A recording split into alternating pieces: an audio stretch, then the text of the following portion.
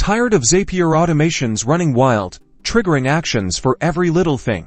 Let's tame the chaos by adding a filter to your Zapier workflow, ensuring only the data you need gets processed first.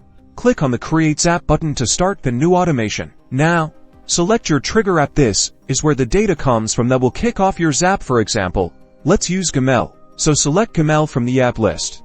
Next, configure your trigger. Let's say you only want to trigger your Zap for emails containing the word info. Set up your Gmail trigger to specifically look for new emails, and set the filter to only look for emails containing the keyword invoice. Now, for the magic, click the plus button between your trigger and your next action, then select Filter. In the filter settings, define your criteria. Choose the field you want to check, for example, the email subject, then set the condition. Let's say contains. Finally, enter the value, in our case, invoice. This ensures the Zap only continues if the email subject line includes the word invoice.